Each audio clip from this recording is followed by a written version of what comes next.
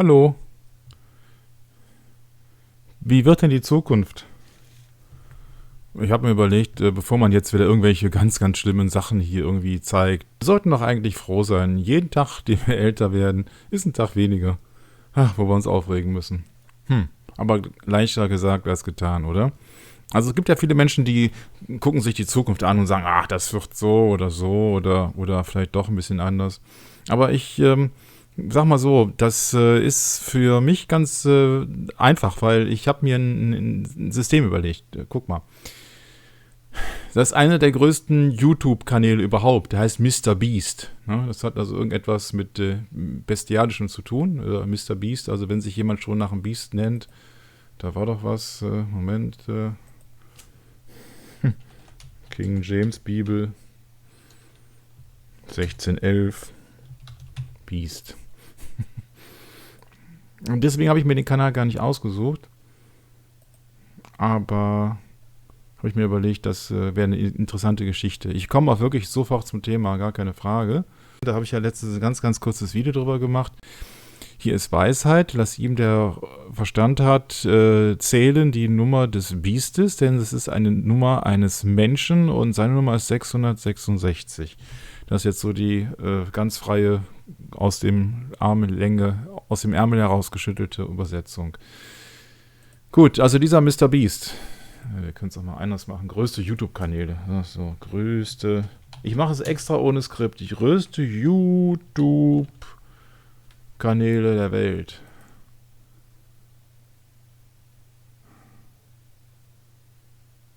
Mr. Beast. Guck mal, der ist dabei. 150 Millionen Abonnenten. Wow. Also, hier sind wir, glaube ich, goldrichtig. Ne? Wenn wir wissen wollen, wie die Zukunft aussieht, gucken wir uns doch einfach an, womit sich die Generation von heute beschäftigt. Und da dieser Mr. Beast nicht nur 150 Millionen Abonnenten hat, sondern inzwischen 181. 181 Millionen Menschen können nicht ohne diese Videos leben. Wo dann dieser Mr. Beast, der ja dann irgendwie etwas damit zu tun hat, dass er den Namen eines Tieres hat, damit anscheinend auch sehr vermögend geworden ist. Ist ja klar, in einer antichristlichen Welt braucht man nur antichristliche Videos zu machen und alle schreien Hurra. Und was macht der? Naja, bei ihm geht es um den Mammon, ist ja auch logisch, antichristliche Welt. Bei ihm geht es halt um irgendwelche Dinge, um die Zeit totzuschlagen. Und im Endeffekt geht es bei ihm ganz viel um Zerstörung. Das Neueste, was ich jetzt gesehen habe, ist jetzt hier Lamborghini gegen den Schredder. Habe ich mir auch gedacht, ach guck mal hier, die machen also ein Auto kaputt. Habe ich mir gedacht, das ist auch wieder ganz simpel. Ich nehme jetzt bewusst nicht die Schlachterbibel, die kann ja jeder selber gerne zur Hand nehmen. Aber wenn ich mir überlege jetzt hier, ihr kennt ja 9/11, aber kennt ihr auch das 9/11 aus der Bibel? 9/11 ist jetzt hier der Apollyon, der Engel des Abgrundes. Ja gut, komm, ich mache die Schlachterbibel eben auf. Sonst meckert wieder jeder mit mir und sagt, er nimmt immer nur englische Videos und er hat immer nur eine englische Bibel. Ich kann nicht dafür, dass die englische Bibel um Welten besser ist, also Welten nicht, aber viel, viel besser ist, vielleicht später und noch gar nicht, ich will gar nicht, ich bin gar nicht bei Amazon. So, Schlachter 2000, okay. Ich mache extra ohne Einleitung und alles, damit wieder nicht gesagt wird, ach, der redet wieder zu viel, ich mache ganz, ganz schlank hier. Also, Vers 9. Nein, Kapitel 9, siehste, geht auf die Schnelle. Und sie haben als König über sich den Engel des Abgrundes. Sein Name ist auf Hebräisch Abaddon und im Griechischen hat er den Namen Apollyon. Ja, der Verderber oder der Zerstörer. Das meinten beispielsweise KISS, die Gruppe, die da immer so lustig aussieht. Ne? Destroyer, der Zerstörer. So, da haben sie auch jetzt hier Apollyon verewigt. Offenbarung 9,11. Es ist unfassbar, überall Werbung. Ja, wenn man schon wie ein Drache geschminkt ist und so Krallen hat und wenn man die Füße jetzt sehen würde oder so und nicht jetzt hier wieder die tolle Geschichte mit Pentagrammen bestückt und sonstigen fürchterlichen Dingen, da muss man sich nicht wundern auf dieser Welt, dass alles hier so richtig floriert und richtig gepusht wird von der Agenda, was jetzt irgendwo mit Satanismus zu tun hat. Ne? Wenn man hier schon Drachenfüße, Schuhe hat. Ja, also Apollyon ist der Zerstörer. Deswegen ist es ja auch gar kein Wunder hier, dass der Mr. Beast, wie er da heißt, ne? jetzt ein Lamborghini kaputt macht, ne? Ist ja klar, ne? Ist ja 911, also 911. Also ist kein Porsche 911, der ist deswegen so erfolgreich, weil er natürlich auch genau sich auf einen Bibelvers bezieht.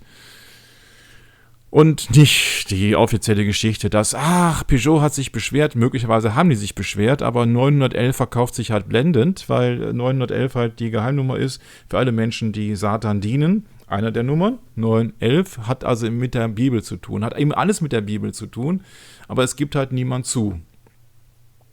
Okay, also Mr. Beast macht hier was kaputt, er macht einen Lamborghini kaputt. Ein Lamborghini im Schredder.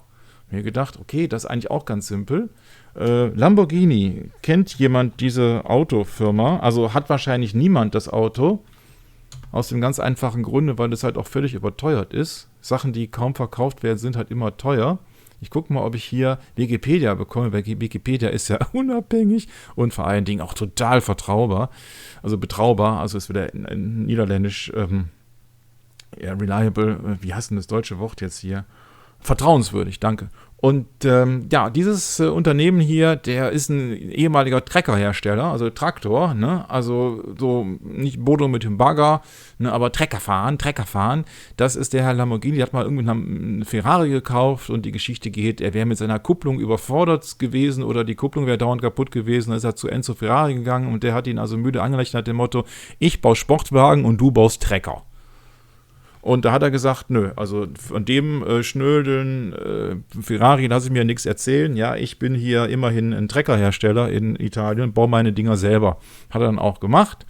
Und aufgrund dessen hat er dann einen Trecker gebaut und aufgrund dessen hat dann der Frank Sinatra gesagt, der dann Ritter ist, der dem Papst hörig ist und der auch die Mafia bedient und die ihn. Der hat dann gesagt, die Leute, die etwas werden wollen, die fahren Ferrari. Aber die Leute, die etwas sind, die fahren Lamborghini. Ja. So, ich möchte gerne das Logo haben von Lamborghini, verdöllt nochmal. Warum ist das hier nicht drauf? Ist ja ganz einfach. Mann. Internet ist wieder heute. Lamborghini Logo. Kennt das jemand von euch? Ist eigentlich auch ganz simpel. Guck mal, ist ein Stier, oder? Ist ein Stier? Ein Stier? Sicher? Okay, ist ein Stier. Ja? Schon mal biblisch irgendwie so Stier so irgendwie so gesehen. Außer als Folterinstrument, wo Leute drin lebendig dann irgendwie verbrannt werden. Nee, doch, ich hätte eine Allegorie dazu. Das goldene Kalb. Ja, guck mal. Also der Lamborghini ist auch irgendwie so biestig, ne? Also der ist dann auch auf Tiere geeicht, ne? Ferrari, genau wie Porsche, hat ja Pferde. Sind ja Fluchttiere, ne? Und der Herr Lamborghini hat einen Stier. Der geht dann auf Angriff, ne? Der senkt dann die Hörner. Hörner ist übrigens auch ein Thema in der Bibel. Das hat dann mit dem Sündenbock zu tun oder mit dem Gehörnten namens Teufel, Satan, Drache, Schlange, je nachdem, wo man gerade unterwegs ist. Und bevor ich mich jetzt hier völlig verliere, gehen wir wieder zurück zu Mr. Beast. Es ist also gar keine Frage, dass jemand, der schon Mr. Beast im Angebot hat oder beziehungsweise auf seinem Kanal hat, dass der natürlich ganz toll satanisch eingestellt ist, weil er sagt, okay, guck mal hier, Mr. Beast, ich bin hier derjenige, der genau weiß, wie dieses System funktioniert. Ich nenne mich einfach wie ein Tier oder wie ein Biest und schon habe ich eine biblische Allegorie und dann werden genau die antichristlichen Menschen aufmerksam und sagen, boah, ja, das wollen wir sehen, der Typ ist toll. Wenn jemand cool ist, ist es auch schlecht, weil wir wollen ja nicht irgendwie kalt duschen den ganzen Tag. Also von daher hat man früher gesagt, wo wir noch normaler waren, in den 50er, 60ern, Mensch, guck mal hier, das ist mal ein heißer Feger. Ne? Heutzutage ist die cool oder der oder etwas oder irgendetwas ähnliches. Also ist alles immer entgegengesetzt. Ne? Cool ist heutzutage toll. Ne? Wenn jemand in einer kalten Bude sitzt, findet er gar nicht so prickelnd, es sei denn, es darf nicht größer oder jetzt wärmer werden als 19 Grad. Und jemand, der halt einfach keinen Spaß versteht, der friert halt einfach. Ja. Oder der hat halt einfach kein Geld für eine Heizung. Kann ja auch sein. In Deutschland werden tendenziell immer mehr Menschen frieren. Obwohl die Temperatur draußen angeblich steigt. Und vielleicht haben wir dann wieder so einen Effekt, der sich dann irgendwie wieder so harmonisiert. Auf jeden Fall, die machen Folgendes, die versenken ein goldenes Kalb, also Lamborghini mit dem Stier, ja, versenken die dann, also ein Biest, ja, versenken die dann in einem Schredder. Und der Kanal heißt auch noch Mr. Beast. was machen die jetzt, wenn wir wissen, dass Beast letzten Endes jetzt auch eine Allegorie ist für Satan, weil ist halt ein Beast-System und nicht nur das, auch der Apollyon, der Zerstörer genannt wird in 911, also 911. Nicht Porsche, wir sind immer noch bei Lamborghini. Wenn der jetzt da Zerstörer genannt ist, machen die genau das Richtige. Also in ihrem Sinne, in ihrem Geist. Die vernichten halt einfach irgendetwas und haben da totalen Spaß dran. Der Mann, der jetzt hier gerade da drauf steht, der lacht immer, grundsätzlich. Der lacht sich kaputt, weil jeder Klick, den der hat, bringt ihm anscheinend Geld. So viel Geld, dass er sich solche Spielzeuge kaufen kann. Dieses Video ist jetzt von 60 Millionen Menschen in 2 Tagen angeguckt worden. Stell dir mal vor, du würdest jetzt ein Video machen auf irgendeinem Kanal von irgendeiner tollen neuen Behandlungsmethode, um Menschen zu heilen. Wir haben wahrscheinlich 60 Aufrufe in 2 Tagen oder 600. Aber diese Welt will einfach Zerstörung sehen. Brutale Dinge, Zeitvertreib, sinnlose Sachen, zum Beispiel irgendwelche Kämpfe, jeder gegen jeden, Urlaub für eine Viertelmillion, 7 Tage gestrandet sein. Den Leuten halt als irgendwie unglaubliche Dinge präsentieren, die natürlich alle den Menschen überhaupt nichts bringen. Man lernt also nichts dabei. Ne? Also wenn man 50 Stunden dann lebendig begraben ist. Ne? Also, wo soll man da anfangen? Ich weiß es nicht. Auf jeden Fall fand ich das Video mit dem Lamborghini toll. Aber das ist jetzt nur der Einstieg, weil ich wollte gar nicht diesen Kanal in irgendeiner Art und Weise jetzt hier werben, promoten, fördern oder wie auch immer. Ich wollte eigentlich nur auf dieses Video gehen. Denn ich wollte was anderes. Wir wollten ja eigentlich über die Zukunft sinnieren, oder? Wenn wir über die Zukunft sinnieren, ist doch ganz einfach. Die Zukunft ist so, wie sie unser undemokratisches System sich vorstellt. So ungefähr wird die dann auch. Und am besten, fand ich zumindest, am einfachsten ist es, wenn wir uns die Werbung angucken, dann wissen wir genau, wie die Menschen, die dahinter stehen, hinter dieser Agenda, uns programmieren wollen. Und da habe ich mir gedacht, ich suche mir jetzt einen der größten Kanäle aus mit, wie gesagt, 181 Millionen Abonnenten. 181 Millionen, also mehr als doppelt so viel, wie die Bundesrepublik Deutschland angeblich an Einwohnern hat. Aber vielleicht ist das ja auch die Zahl der Einwohner der Bundesrepublik Deutschland. Man weiß ja nicht so genau, die Grenzen sind ja offen. Ne? Also für die Richtigen sind die Grenzen offen. Uns werden immer Grenzen gesetzt, aber ist ja auch egal. Auf jeden Fall, der Lamborghini wird jetzt hier in den Schredder getan. Ich bin mir nicht sicher, ob die das wirklich jetzt so gemacht haben oder ob irgendjemand jetzt gesagt hat, Mensch, ich habe da eine Replika gebaut. Aber vielleicht kriegen die auch ganz günstig die Autos. Ich weiß es nicht. Vielleicht werden die auch gesponsert von dem Schredder. Wie auch immer. Ist ja egal. Auf jeden Fall, ich gehe jetzt auf dieses Video drauf. Ne? Einverstanden, jemand, der sowas nicht sehen will, möge jetzt abschalten und sich irgendwelche Katzenvideos angucken. Oder Videos über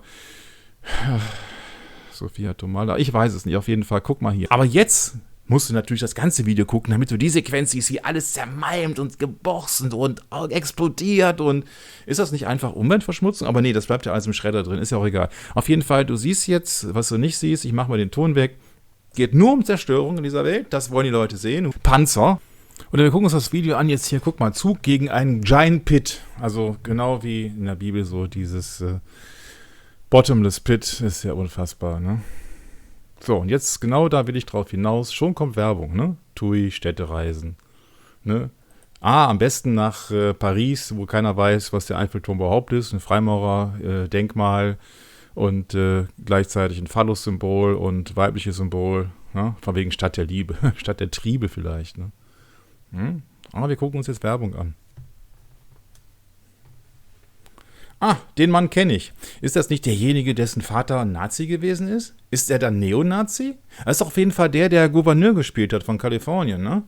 Das ist doch der die Bibel da verboten hat in Kalifornien vor ein paar Jahren. Das ist auch derjenige, der beim Papst gewesen ist, der dann auch gesagt hat, ja, wegen jetzt hier Klima und so weiter und so fort, ne, das ist super wichtig, ne? Also der Mann ist voll auf Linie. Ne? Das ist ein Schauspieler übrigens, ne? Der heißt Arnold, aber naja, also auf jeden Fall, der weiß ganz genau Bescheid. Der hat auch schon so eine Hitler-Pose gemacht, als er noch körperlicher Darsteller gewesen ist.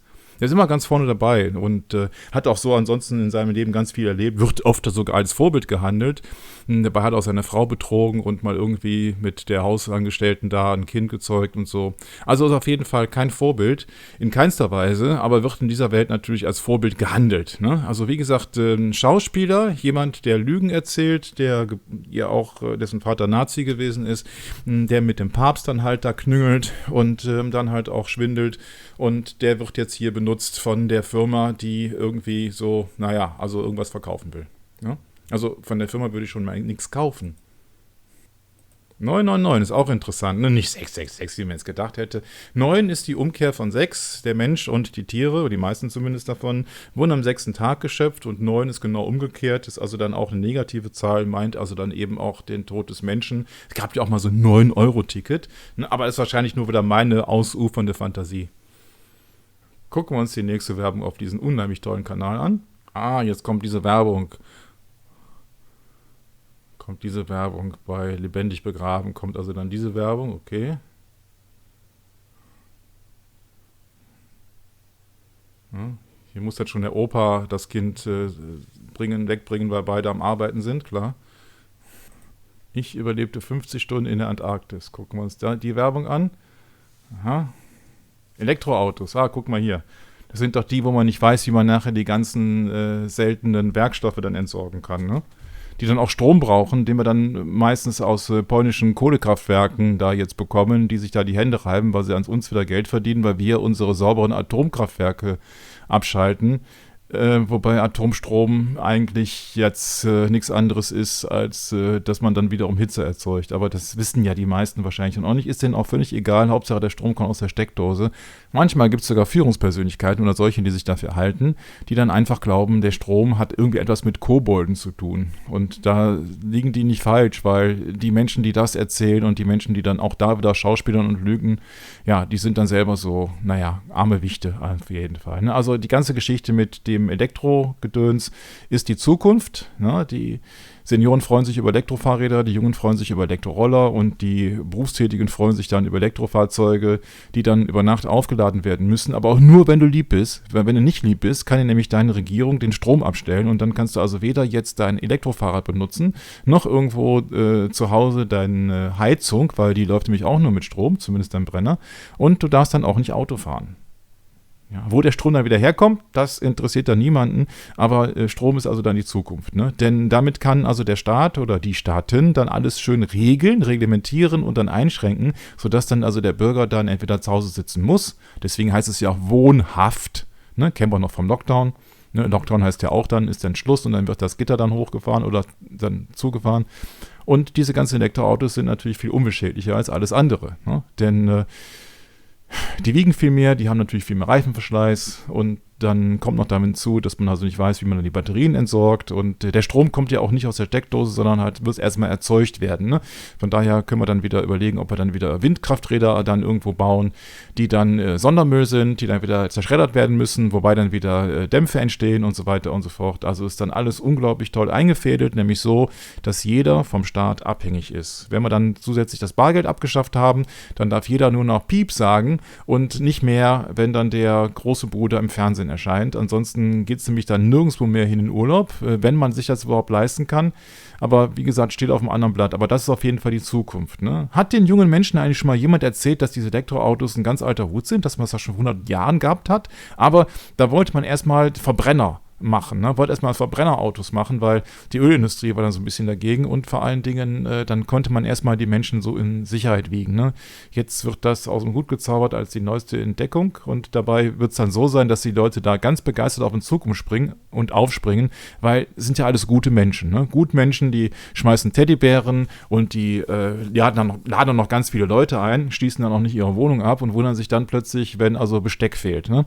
Und nicht nur das, sondern das Problem liegt einfach daran, man will halt irgendwo gut sein und man will halt sozial irgendwo engagiert und dann halt anerkannt sein, vor allem viele Deutsche. Da ist es unglaublich wichtig, was die Leute sagen. Was sollen denn die Leute sagen, wenn du mit deinem neuen Elektromobil durch die Gegend fährst und dann überall mit einem E-Kennzeichen dann auch wieder dann protzen kannst und kannst sagen, guck mal hier, ich habe das Zeichen der Zeit verstanden. Zeichen der Zeit heißt, dass der Staat alles reglementiert, vor allen Dingen alles läuft dann über Strom. Licht, Wärme, Mobilität. Internet und noch vieles mehr. Steuererklärung, ne? Also ohne Strom gar nichts, ne? Ohne Strom kannst du dann auch deine Fristen fürs Finanzamt nicht einhalten, ne? Also du bist dann total abhängig und deswegen sollen die Leute auch in die totale Abhängigkeit gebracht werden, ne? Auch wenn das sich blöd anhört. Früher hat man uns erzählt, dass wir Katalysatoren einbauen müssen in unsere Autos, um die bösen, giftigen Monoxide, ne, CO, dann umzuwandeln in ungiftiges CO2. Habe ich mal eine Sendung drüber gemacht, ja. Heißt Television, aber guckt ja auch kaum einer. Leute gucken ja lieber Mr. Beast. Ja, gucken wir weiter.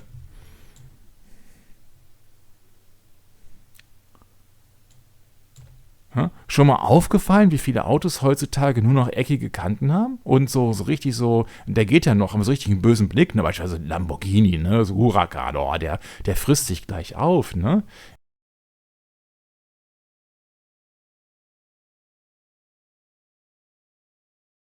Ist nichts mehr wie früher, so ein Käfer, der so ganz lieb geguckt hat mit seinen Glubschaugen. Ist nicht mehr. Ja, wir leben hier in einer Zeit der Ellenbogengesellschaft. Jeder könnte dein Feind sein. Deswegen müssen ja die jungen Leute in der Schule, oder mussten die zumindest, kommt ja bestimmt alles wieder, dann noch Maske tragen. Nicht, weil das jetzt irgendetwas gebracht hätte, außer als Erziehungsmaßnahme, damit die davon überzeugt sind, durch ihre Lehrkörper und durch ihre schlauen, studierten Menschen, dass der Nächste dein Feind ist und der dich umbringen könnte, wenn du dich nicht von deinem Nächsten schützt. Ne? So werden die Leute schon von ganz jung auf, im Kindergarten, in der Schule und so weiter dressiert und einfach wie ein Pavlovscher Hund, dann kommt der Speichelreflex, wenn man jemanden sieht, der keine Maske auf hat, ne? Dann könnte der einen umbringen. Obwohl, ja, dann müsste man sich erstmal eigentlich so ein paar vernünftige, alte, schlaue Biologiebücher oder so kaufen, damit man dann feststeht, dass also das Märchen der Ansteckung ein selbiges ist und bis heute nicht bewiesen ist und alles andere da auch auf mehr als wackeligen Füßen steht, so auf tönernden Füßen sozusagen, wenn man weiß, was ich meine. Aber gut, so geht es halt erstmal hier dabei. Ne? Das ist übrigens hier die Firma Volvo, wenn ich richtig gesehen habe, oder? Auch nicht er wieder hier. Der soll doch mal in Rente gehen. Aber der kriegt wahrscheinlich für alles Geld. Er muss ja auch noch Alimente zahlen. Ja.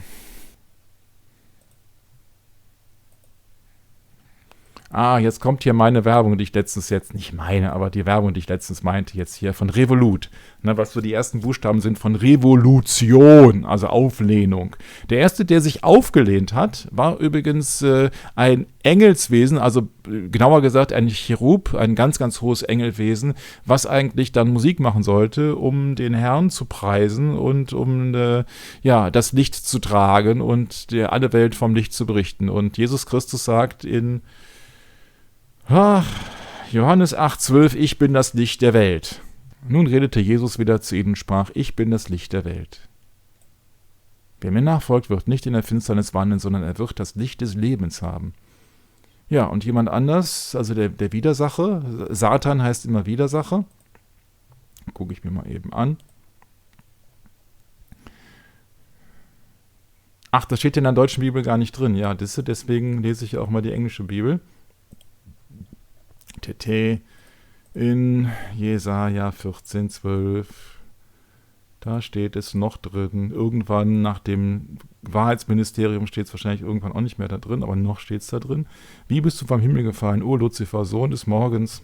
Ja, ist in der deutschen Bibel natürlich nicht drin, weil guck mal, wir sind deutsch. Ich bin deutsch geboren, ich kann nichts dafür. Wäre ich ein bisschen weiter ferner geboren, wäre ich Holländer, Belgier, Luxemburger oder irgendetwas anderes. Aber ich bin nun mal als Deutscher geboren. Das macht mich jetzt nicht besser oder nicht schlechter als irgendetwas anderes.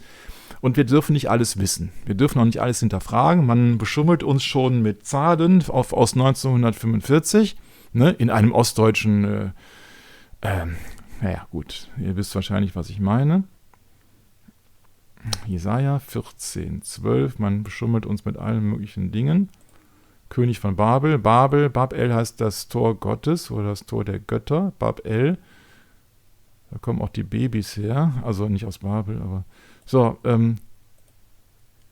14,12. Wie bist du vom Himmel gefallen, du Glanzstern, Sohn der Morgenröte. Dabei heißt Luzifer ganz einfach Lichtträger, ne? Ja, und Luzifer ist nirgendwo benannt in der deutschen Bibel. Gut. So, also zurück zu der Werbung hier. Es kommt ein junger Mann, kann man nicht anders sagen, ja, komplett durch die Wand, ist also aggressiv, ne? Geht ja auch hier um eine Revolution. Und in der Bibel steht halt drin, Und es entstand ein Kampf im Himmel. Michael und seine Engel kämpften gegen den Drachen und der Drachen und seine Engel kämpften, aber sie siegten nicht und ihre Stätte wurde nicht mehr im Himmel gefunden. Und so wurde der große Drache niedergeworfen, die alte Schlange, genannt der Teufel und der Satan, der den ganzen Erdkreis verführt. Er wurde auf die Erde hinabgeworfen und seine Engel wurden mit ihm hinabgeworfen.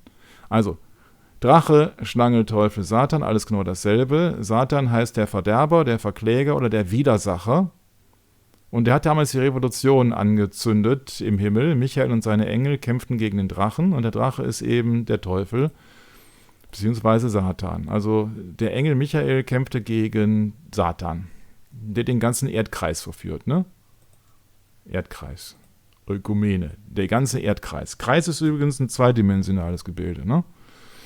So, und der ist eben dann rausgeschmissen worden aus dem Himmel. Seine Stätte wurde dann nicht mehr gefunden. Zuletzt hat seinen Wohnsitz verloren. Und jetzt ist er hier auf der Erde wohnhaft, kann ich jetzt mal verraten. Steht nämlich im Buch Hiob.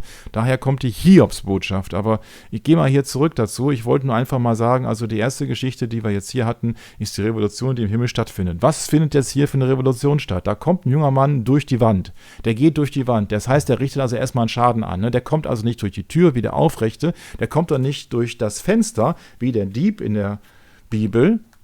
Deswegen macht ja auch der Herr Gates, der ja ein Dieb ist, macht er ja auch ein Windows-System, ein Fenstersystem und eben nicht kein Türsystem.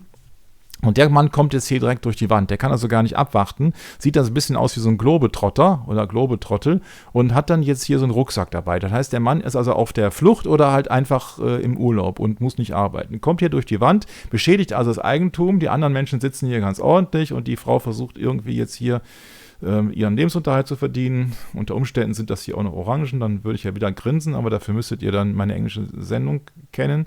So, und der macht jetzt Folgendes hier, der hat keine Zeit, der fährt jetzt hier wie auf einem Elektroscooter, wie auch immer, fährt er jetzt hier durch dieses Restaurant, Gaststätte, wie auch immer, was das da ist, ja, und die Frau, die hat dann ihr digitales Abrechnungssystem und er bezahlt ganz einfach mit seinem guten Namen. Nein, er bezahlt halt einfach mit irgendeiner Karte von der Revolut Bank. Er hat aber keine Zeit, ne, die Leute haben keine Zeit. Ja, so, und das geht alles ganz, ganz flott. Zack, zack, Handy, zack, zack, einscannen, ne, 666, ne, klar, ne, Barcode oder irgendwas anderes hier oder etwas ausgefeilteres, ne, und dann wird mit dem Handy bezahlt. Dann trinkt er seinen Kaffee oder irgendetwas anderes, vielleicht mit Alkohol drin und so weiter und so fort, ne, hat keine Zeit zu genießen. Der Mann ist natürlich Weltbürger, wie man sieht, ne. Also sieht ja aus wie ein typischer Deutscher. Und jetzt hat er hier, was weiß ich, irgendwelche Gegenstände der Anbetung noch auf sich und so weiter. Was macht er jetzt, nachdem er jetzt da getrunken hat und bezahlt hat und so weiter? Ne? Da schmeißt er jetzt einfach die Tasse weg. Ne? Das ist doch nachhaltig, oder? Ist das ein Vorbild für die Jugend? Ne? Einfach rabums durch die Wand, mit dem Kopf durch die Wand. Kennen wir doch diesen Spruch. Ne? Mit dem Kopf durch die Wand, ne? Einfach mit dem Handy bezahlen, patsch, ja, immer in Urlaub sein, ja, und wenn man irgendetwas genossen hat, wegschmeißen. Das ist doch fantastisch, oder? Ich meine, so einfach kann Werbung sein. So einfach kann man das doch durchschauen, das ganze System. Hier geht es doch um eine Wegwerfgesellschaft, oder?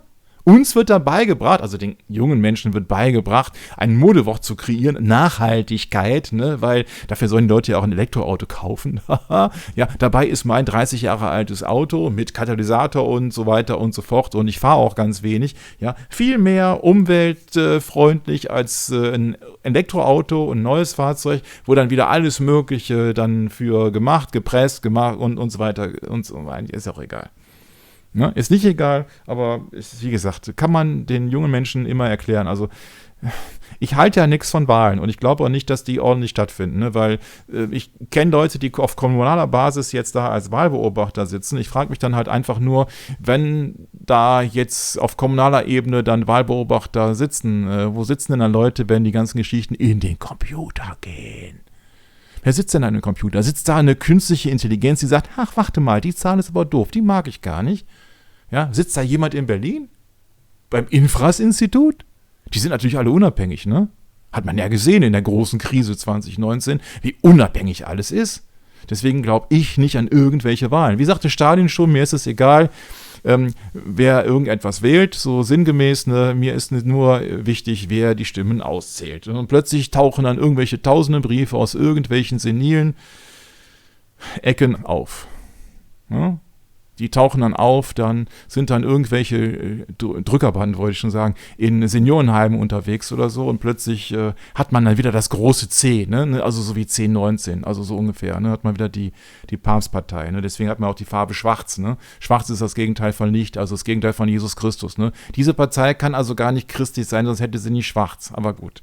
Das musst du mal einem Jesuiten erklären, der versteht das auch nicht. Also nochmal, der Mann ist hier ein Mitglied einer Konsum- und Wegwerfgesellschaft. Ne? Das ist das, was eigentlich so hier so Sache ist. Ne? Er schmeißt also einfach das weg. Dann bricht er die nächste Wand durch und ist dann irgendwie dann auch wieder beschäftigt, in einem anderen Land mit einer anderen Währung, dann wieder mit seinem Handy dazu bezahlen und hat dann wiederum keine Zeit. Ne? Und schmeißt dann wieder alles weg. Ist also die Wegwerfgesellschaft. Also das ist eine Erziehungsmaßnahme jetzt hier, dass die jungen Leute sagen, cool, also cool heißt einfach toll oder wir durften damals nicht geil sagen, haben sich meine Eltern so drüber aufgeregt, aber das ist halt cool für die, ne, weil was soll der sich mit Müll trennen oder Müll trennen ist ja eh auch so ein halbes Märchen, weil wenn man sieht, ich war mal in einer Mülldeponie gewesen übrigens und das stinkt da fürchterlich und dann wurde mir gesagt, nee, also da, pass mal auf, die Lampen und das Papier und alles, kannst du alles in die Ecke schmeißen, wird alles verbrannt. Ich sag, Moment mal, wir haben das extra getrennt hier. Nee, ist egal, wird alles verbrannt. Ich sag, super. Ja, gut, also wie gesagt, die Revolution findet statt, die digitale Revolution findet statt. Im Internet, ja, wenn wir so wollen, jetzt im künstlichen Raum mit angeblich künstlicher Intelligenz, also alles vorprogrammiert durch ganz schlaue Menschen, die ganz genau wissen, wie man andere Menschen steuert. Erstmal Angst machen mit den Masken und danach sagen, ey, cool, aber wenn du aber dann zu Hause bist oder wenn du dann halt auf Urlaub bist oder so, ne, wenn du dann endlich dein eigenes Handy hast und dein eigenes Geld, kannst du machen, was du willst, ne? Hauptsache du machst Umsatz. Ja, das ist eine Welt. Ne? Also die digitale Revolution findet also dann statt und das heißt also, ganz viele Menschen sind überflüssig, weil alles automatisiert abläuft und so weiter und so fort und der Staat hat dann Zugriff auf dein Handy. Der sieht natürlich genau, guck mal hier, du isst zu viel Zucker. Ne? Oder du bewegst dich zu viel, also du fährst zu viel Auto. Oder du hast noch einen alten Verbrenner, so einen Stinker. Ne, und so weiter und so fort. So kann man dann Menschen fertig machen. So wie damals der WDR dann so eine Sendung gemacht hat. Meine Oma fährt im Hühnerstall Motorrad. Meine Oma ist eine alte Umweltsau. Kommt nicht von mir. Haben sich viele Menschen darüber aufgeregt, aber man versucht dann halt einfach mal zu gucken, ist die Zeit schon reif? Ja, kann man da schon loslegen, gegen die alten Menschen zu hetzen? Ne, dass die Oma eine alte Umweltsau ist? Ein paar Jahre später heißt das, geh nicht mit Ona zur Oma. Naja, aber dann vorher ist die Oma eine alte Umweltsau, ne? Ich meine, also, es ist alles immer ein Spiel und die meisten Leute durchschauen nicht, dass Fernsehen und Medien komplett gesteuert sind und zwar seit ziemlich genau 200 Jahren. Da gibt es nämlich dann schöne Verträge in Europa, ja, die dann von, von den entsprechenden Menschen, Habsburgern und so weiter unterzeichnet worden sind. Und die haben dann erstmal gesagt, pass mal auf, jetzt nachdem dummerweise die Bibel gedruckt worden ist und viele Menschen die Wahrheit wissen über den Vatikan, dass also das der Sitz des Gegners Christus ist und eben nicht die christliche Kirche. Wieso soll die in Rom sein? Ja, Rom war immer der Gegner von Jesus Christus gewesen. Die Römer haben Jesus gekreuzigt, nicht die Juden. Ja? Ein Römer hat den Speer in die Seite gestochen, nicht ein Jude. Also entschuldige, ja, und das ist alles nur Lüge. Aus Rom, was meint ihr denn, wer den Club von Rom, der dann um die 1970 herum gesagt hat, also das Ende des Wachstums, ne, also viel zu viele Menschen auf der Welt und so weiter, was meint ihr denn, wer da drin ist? Der Club von Rom. Ich meine, so schwer ist ja nicht, ne? Rom ist, wenn man so will, Hauptstadt von 2 Ländern, ne? Italien und dem Vatikan. Aber machen wir weiter hier mit dem ganz tollen Revolution. Guck mal da wieder, da kann man also nicht eine Tür aufmachen, weil sich also schon kommt diese lackierte Hand, wo also heutzutage die Körpertätowierung und die Nagelpflege wichtiger ist, als ein Buch zu lesen. In so einer Zeit bewegen wir uns hier die ganze Zeit. Da bezahlt man einfach mit einer Plastikkarte. Ne? Früher haben sich Leute darüber aufgeregt, dass Geld eigentlich gar kein Geld ist, sondern einfach nur ein Schuldschein, den man einlöst und die Bank ja auch mindestens 30 Mal so viel verleihen kann, wie sie eigentlich hat. Das ist eigentlich Betrug, ne? Aber ja klar, ist ja eine Bank, die dürfen das. Jemand hat mal zu mir gesagt, Mensch, also wenn du richtig schlauer Verbrecher bist, dann überfällst du gar keine Bank, dann gründest du einfach eine.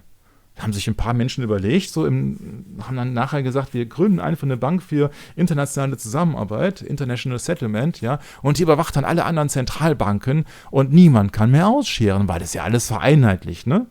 SEPA, ne? Das ist ja alles dann schön vereinheitlicht. Ne? Das fand ich so toll. Ich habe heute eine Nachricht gelesen von, glaube Weißrussland und so weiter, der will unbedingt in die EU. Ne? Die wollen ihren Diktator loswerden. Ich habe mir gedacht, das ist ja auch super Sache. Ne? Das ist ja Comedy in sich. Du willst einen Diktator loswerden und willst dann unter dem größten Diktator der Welt in die EU. Aber ich meine, das ist ja eh alles nur abgesprochene Geschichte. Meine Güte.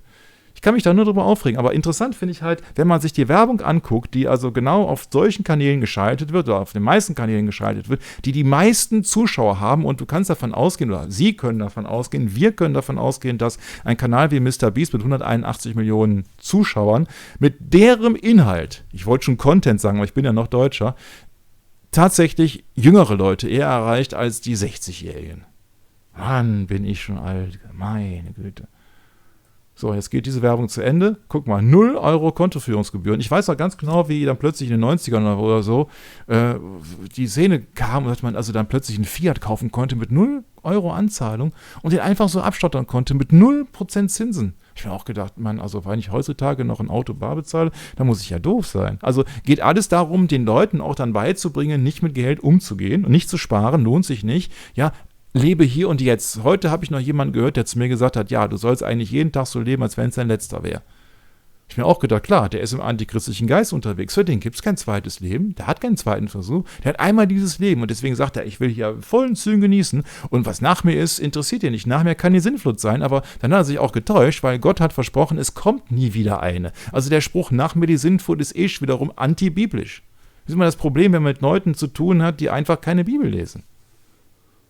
Egal ob in Deutsch oder Englisch. Guck mal, kommt die nächste Werbung, ne? Die Welt der Panzer, World of Tanks. Und das ist eine Geschichte, da habe ich mir schon lange Zeit so Gedanken drüber gemacht, das ist doch kein Zufall, dass so in den 80er Jahren erstmal so mit Commodore und Amiga und so und dann später mit Personal Computern diese ganzen Computerspiele aufkommen. Die werden immer realistischer. Heutzutage gibt es viele Menschen, die da so einen Fahrsimulator haben. Ich kannte zumindest einen, der hatte den zu Hause und hat dann immer an seinem Lenkrad links und rechts und guck mal hier, wie schnell ich fahren kann und so weiter und so fort. Und ich kann mir sogar mein Auto aussuchen und den Sound und deswegen muss man ja auch diese 2000 Euro Gaming-Computer haben, für die die Eltern dann wieder arbeiten gehen müssen.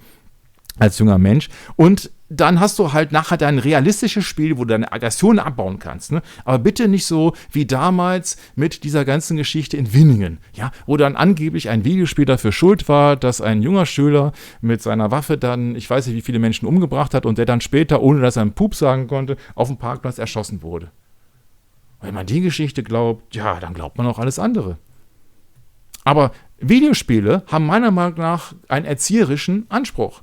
Die haben nämlich den Anspruch, dass wir in einer Welt leben, die später so ist, dass wir alles Mögliche am Computer machen. Wir schicken keinen Soldaten mehr raus. Ich habe schon vor zig Jahren mit jemandem gesprochen, der sich da auskennt und der zu mir gesagt hat, nö, die arbeiten schon jetzt hier an dementsprechenden programmierbaren Menschen. Ja, habe ich das früher so ein bisschen für Zukunftsmusik gehalten und heutzutage sehe ich, ja, guck mal hier, ne, das geht alles mit Nanotechnologie, ne, das geht doch alles so ferngesteuert teilweise, ne, das ist interessant, ne, so. Wenn man sich so Filme anguckt, wie zum Beispiel Terminator 2 mit Arnold Schwarzenegger. Ach so, den hatten wir heute schon, ne? Der Sohn von dem, der in der Nazi-Zeit da Menschen. Aber gut, der hat nämlich dann auch propagiert, guck mal, hier am künstlichen Arm und ich kann sogar Cola-Dosen zerquetschen oder was weiß ich alles, ne? Kann er dann mit dem Arm und der kann alles Mögliche und es geht immer weiter. Gibt auch dann Roboter, die können tanzen und gibt Roboter, die können dann Liebe machen sollen. Also die neuesten Geschichten. Die neuesten Geschichten der Roboter in Japan oder China war es jetzt, weiß ich nicht, auf jeden Fall. Da sind so viele Menschen auf so wenig Platz und die haben keine Zeit, weil die nur am Arbeiten sind. Die haben da keine 35-Stunden-Woche. Ja, und die haben so wenig Zeit, die haben dann gar keine Zeit mehr für jemand anders. Und deswegen gibt es dann so Liebesroboter mit den entsprechenden Funktionen. Ja, und die ersetzen dann den Menschen und das wird wahrscheinlich dann immer eher sein. Und im Augenblick sind wir aber jetzt hier in der Welt der Panzer. Die Welt der Panzer ist eigentlich ganz simpel. Es geht einfach darum, wer hat das längste Rohr, ja, wer kann am tollsten zielen. Das ist so ungefähr wie die Jungs früher mit dem Pinkelweit-Wettbewerb. Aber hier musst du nur 12 Jahre alt sein und schon darfst du einen Panzer fahren. Also zumindest virtuell. Ne, wie sagte denn der Klaus Schwab, der nicht Schwabe ist, glaube ich, weiß aber jetzt gar nicht, der hat immer so einen traurigen Gesichtsausdruck irgendwie. Der sagt immer, ihr werdet nichts besitzen und glücklich sein.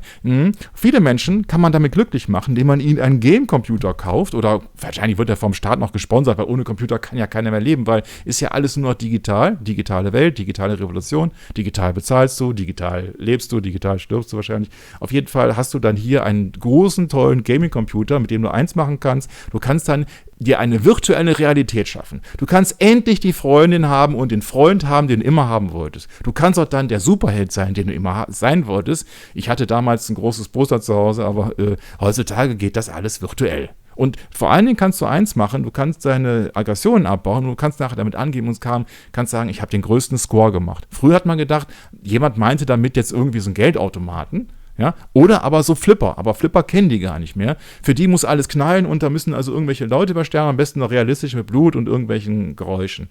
So wie bei Mr. Beast, ne, wo dann da halt eine Explosion ist und dann halt der Lamborghini zerschreddert wird. Aber diese ganzen Computerspiele, meiner Meinung nach, sind, um eine künstliche Realität aufzubauen und den jungen Menschen, vor allem natürlich den Jungs, ne, weniger den Mädchen vielleicht, den jungen Menschen begreiflich zu machen, dass du belohnt wirst, wenn du andere Menschen umbringst. Also virtuell natürlich nur, ne? Aber denk das mal weiter, wenn du dann plötzlich ein Drohnenkommandant bist im Krieg und dann plötzlich siehst, guck mal da unten, ne? Da sind ganz viele Menschen auf einem Platz, ne? Und das war vor den Masken. Und das war in Afghanistan und da war Krieg und so weiter und so fort. Da haben die einfach gesagt, nee, also das könnten Terroristen sein, die haben sich da zusammengerottet, ne? Und dann knallen wir da mal drauf. So ist dann die Geschichte, wenn die wahr ist.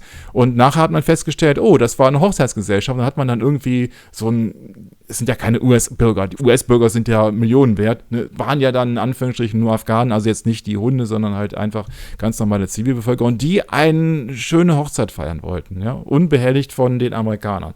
Ist ja aber nicht einfach in dieser Welt, unbehelligt von den Amerikanern, die eigentlich so die Polizei des Vatikans darstellen, irgendwie zumindest mal irgendetwas zu feiern. Also es gibt ja auch wenig zu feiern auf dieser Welt, aber wenn sich da mal zwei Menschen gefunden haben, die gesagt haben, Mensch, also guck mal, wir probieren es einfach jetzt mal, ne? Dann ist das doch eine tolle Sache, aber da hatten die Amerikaner andere Ideen zu und die haben halt einfach auf den Knopf gedrückt und da ist dann eine Bombe geflogen. Und die Leute waren tot. Also zumindest auf dem Schirm. Das kann natürlich alles auch wieder Trick sein. Man weiß es nicht. Aber was ich weiß ist, diese ganzen Computer-Ballerspiele, da kriegt man Punkte, wenn man anderes Sachen zerstört. Es muss also wieder zwingend negativ sein, ne? Man hat ja hier keinen Lerneffekt, dass man sagt, okay, jetzt habe ich gelernt, wie man etwas gesund macht, wie man sich gesund ernährt, wie man, wie auch immer, der Nachbarin hilft, die Treppe hoch, Einkäufe zu schleppen. Nö. Das ist dann Sache des Paketdienstes anscheinend, ne? Da gehen wir mal in diese Geschichte rein. World of Tanks. Wir sehen schon Knallen, wir sehen schon Rauchen, ne? Also anscheinend kein Elektropanzer. Deswegen glaube ich, dass diese Spiele jetzt in Zukunft auch einen schweren Stand haben. Wahrscheinlich sind das alles irgendwann Elektropanzer. Ne? Von Tesla vielleicht oder so, ne? Elon Musk ist ja auch mit dem Papst ganz dick verbandelt. Elon Musk hat ja dann auch das Märchen gestreut, er käme von nirgendwo und wäre dann plötzlich der reichste Mensch der Welt und hätte dann die eigene super tolle Ideen. Er würde dann Menschen zum Mars bringen, was nur heißt, dass er Menschen in den Krieg führt, weil Mars ist der römische Kriegsgott. Und es ist garantiert, werden so viele Menschen auf den Mars gehen, wie vorher auf dem Mond gewesen sind. Oder noch weniger. Auf jeden Fall kann ich nur einen Satz zu sagen, also diese Panzergeschichten jetzt hier geht es nur um Punkte zu haben. Das sind so typische Ballerspiele, die gibt es ja auch noch in viel, viel heftiger, dass man dann halt einfach andere Dinge kaputt macht. Also ich soll jetzt hier beitreten, das mache ich aber nicht, ne? So, der eine zeigt dem anderen jetzt ein Rohr. Okay, jetzt geht's hier weiter. Oh, ich habe gerade einen Wehrmachtspanzer gesehen mit einem Balkenkreuz, ne? So Kreuz wie die Kreuzritter, ne? Muss natürlich alles nur ein Zufall sein. Ja, komisch, dass die Deutschen immer noch den römischen Adler haben und ein Balkenkreuz auf dem Flugzeug, aber ja, wir waren ja mal das Heilige Römische Reich deutscher Nationen, ne? Aber das Einzige, was in diesem Satz falsch ist das Wort wahr. Gibt ja auch andere Menschen, die sich jetzt für was Besseres halten. Bayern ist ja angeblich ein Freistaat, ne? Aber hast mal gesehen, ne? Wenn also dann eingesperrt werden die Leute, wohnhaft, ne? Lockdown, ne? Wie frei dann der Staat ist, ne? Der ist einfach so frei. Der Staat ist frei, ja klar, ne? Der nimmt sich einfach die Freiheiten raus. Aber die Bürger, ui, ja, die müssen dann schon auf der Alm leben und, also Alm leben, genau, und Albträume haben auf der Alm, ne? Wenn sie nicht Heidi oder, ich komme auf den Namen des Großvaters heißen. Gut, nächstes Video, vielleicht eins noch. Der Zug gegen das große Loch. So, und jetzt haben wir hier Star Trek. Das ist der Zug, wenn man so will, ja, oder die Flotte der Sterne, ne? Sind wir schon wieder bei der Bibel. Star Trek, Star Wars. Wo ist er denn? Wir waren eben bei Satan, ne? Die Frau und der Drache. Und es erschien ein anderes Zeichen im Himmel und siehe, ein großer, feuerroter Drache, so wie Bruce Lee, Dragon, ne? Drache ist ja in China so das Tier. Deswegen kann man sich ja vorstellen, was aus China kommt. Ne? Nicht nur Kommunismus, sondern dann auch, ne? Ja, Kontrolle eben dann halt und alles mögliche satanisch. Der hatte 7 Köpfe und 10. Ich habe nichts gegen Chinesen, überhaupt nicht. Gar nichts, ja. Aber die Chinesen sind seit Hunderten von Jahren schon kontrolliert durch die römisch-katholische Kirche und die hat eben den Kommunismus aufgedrückt mit Mao Zedong. Der ist nämlich Jesuitenpriester gewesen oder Jesuitenschüler gewesen. Und die haben also schon seit Hunderten von Jahren sich bei den Königen eingeschmeichelt und denen alle möglichen Errungenschaften gebracht. Und also das ist komplett kontrolliertes Land. Deswegen haben die auch genau diese satanischen Pentagramme, 5-zackige Sterne wie USA und die Europäische Union. Nochmal. Und es erschien ein anderes Zeichen im Himmel. Siehe, ein großer feuerroter Drache, der hatte 7 Köpfe und 10 Hörner, aus seinen Köpfen 7 Kronen und sein Schwanz zog den 3. Teil der Sterne des Himmels nach sich und warf sie auf die Erde. Und später in demselben Kapitel sehen wir dann eben dass hier Satan als Drache Folgendes macht. So wurde der große Drache niedergeworfen, die alte Schlange, genannt der Teufel und der Satan, der den ganzen Erdkreis verführt. Er wurde auf die Erde hinabgeworfen und seine Engel wurden mit ihm hinabgeworfen. Und deswegen ist prophetisch, steht ein Stern dann auch, wenn er hinabgeworfen wird, eben genau für einen gefallenen Engel. So, was macht jetzt die Welt da draus? Die Welt macht die Flotte der Sterne daraus.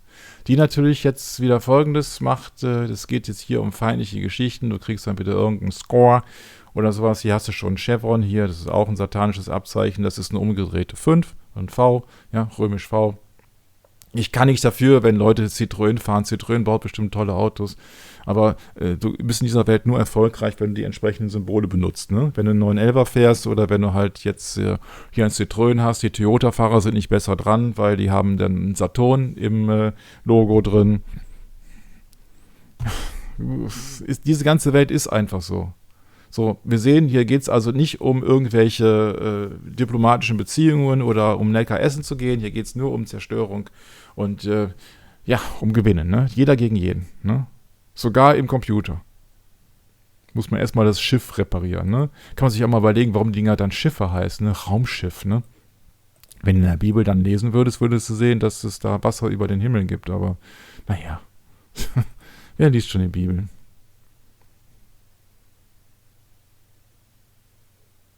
Ja, also ist egal wo. Noch schlimmer sind diese Ballerspiele, die halt jetzt hier Menschen oder Darstellungen zeigen von Menschen. Ne? Oh, Spock ist ja schon schlimm genug mit seinen Ohren und mit seinen Augenbrauen, die natürlich wieder an diese satanischen Sachen erinnern, also an den Stier, an den Bock sozusagen, an den Sündenbock erinnern, also da ist eine Reminiszenz an Satan sind. Noch schlimmer ist dann, oder fast ist dann Data, der dann quasi so die Schnittstelle ist für einen Cyborg oder eben für einen Menschen, der mit einer künstlichen Intelligenz ausgerüstet ist. Ne? Ja, gut, überspringen wir mal die Werbung hier, mal gucken. Ja, dann wären wir fast vom Zug gestreift worden. Gucken wir uns noch eine Werbung an und dann ist heute Schluss. 100 Anschläger gegen 10 reale Polizisten. Ja, es ist immer negativ, ne? So, jetzt haben wir wieder World of Tanks. Überspringen wir mal. Guck mal hier.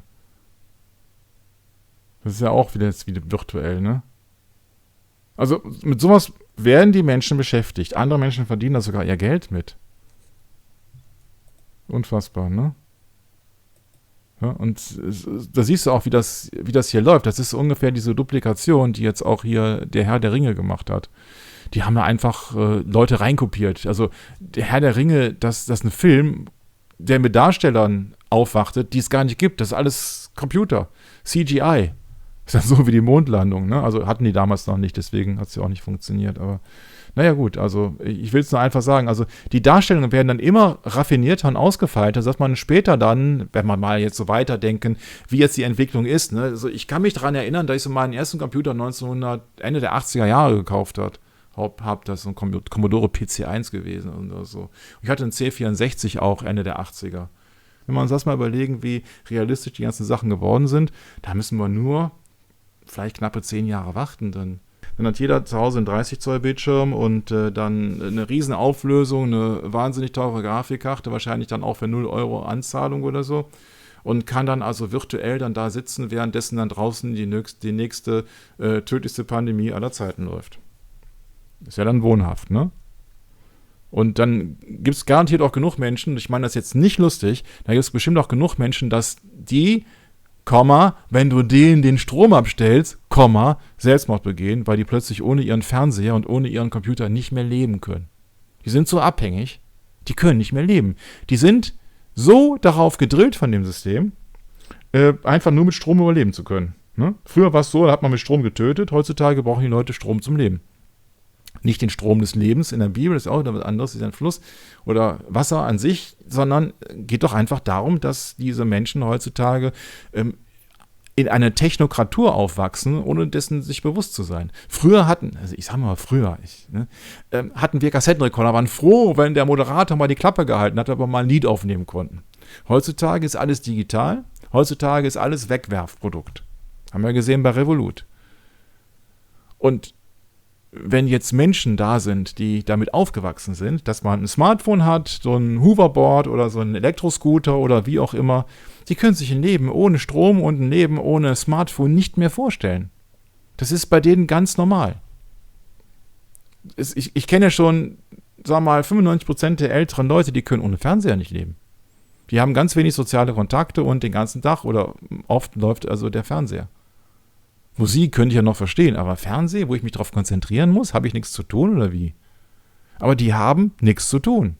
Die sammeln sich alle um den Fernseher und der Fernseher ist dann halt einfach der satanische Familienaltar. Ist nicht meine Rede, sondern die Rede eines jesuitengeschulten Ablenkungskandidaten namens Anton Sanalave, der auch ganz anders hieß, der sich einfach kahl geschoren hat, wie ein Vorbild Crowley, und der dann einfach so getan hat, als wenn er eine Kirche Satans dann irgendwie da so gründet mit Teufelshörnern, ne, so quasi so der Stier, ne? Also, komm, machen wir uns den Spaß und dann ist auch Schluss. Und es gibt genug Menschen, die das ernst nehmen, die wirklich glauben, der hat diese satanische Bibel dann irgendwie dann so geschrieben oder so, ne?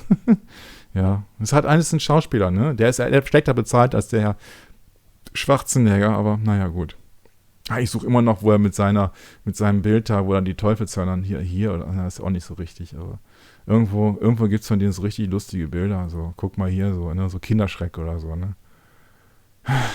Es gibt echt Leute, die glauben das, ne. Ich meine, gut, er macht die richtigen Zeichen, aber die sind heutzutage von den Menschen ja auch schon wieder falsch gedeutet, ne. Die glauben, das hieß irgendwie, ja, ich war in Wacken gewesen oder so, ne, aber das ist es eben nicht, ne. Ja, hier sowas, also gut, das ist gar kein richtiges Bild. Aber in ein paar Jahren kann man das gar nicht unterscheiden. Da können die dir alles verkaufen. Die können ein Bild von dir machen. Die haben jetzt so deine Bilder. Irgendwann haben sie demnächst auch deine biometrischen Daten und so weiter. Ja, fast alle. Und dann können die einfach das in ihren Computer eingeben, also so die Geheimdienste und so weiter, und können dann sagen, so, pass mal auf, ne, der passt mir nicht. Ja, wir machen einfach das Bild, morphen das jetzt einfach in den Hintergrund rein. Ja, so kennen ja viele schon Deepfake oder so, ne. Dann macht er den Mund auf und sagt immer hier so und so, ich habe jetzt heute den und den und den umgebracht. Ja, und dann senden wir das einfach, dann kommt das einfach, ja, und über 90% der Menschen wird das dann glauben, wird sagen, guck mal hier, das ist ein Verbrecher, der muss weg. So kann man einen ganz normal digital kreuzigen in der digitalen Gesellschaft. Man muss halt einfach alles nur Daten zusammenfügen und den Leuten ein Bild zeigen und die können nicht mehr unterscheiden, was die Wahrheit ist und was die Lüge ist. Ne? Ich habe mal in einer Sendung Television gesagt, wenn du den Menschen erklärst, dass also hier 2 Menschen umgekommen sind, in der Sendung Tagesschau um 20 Uhr, dann glauben die das.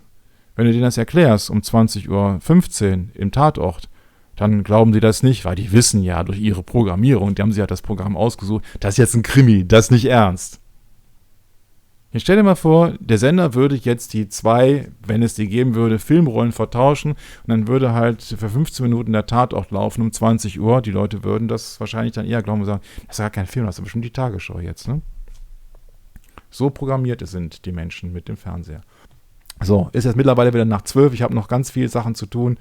Und ich wollte halt einfach nur damit klarstellen, mal mit so einer Geschichte, dass man selbst auf einfachsten Wege, guck mal hier, einer gegen 100 Menschen jagt. Ja, passt natürlich der Panzer am besten zu, ne? Ich gucke mal eben, ob ich das wegklicken kann. Ja, kannst du dir vorstellen, die 180 Millionen und Millionen Menschen gucken sich den ganzen Kram an, weil die nichts anderes mit ihrer Zeit anfangen können. Ne? 91 Millionen Aufrufe. Und bin jetzt echt traurig, dass ich da jetzt auch da einer dabei bin. Aber ich mache das ja hier aus anderen Gründen.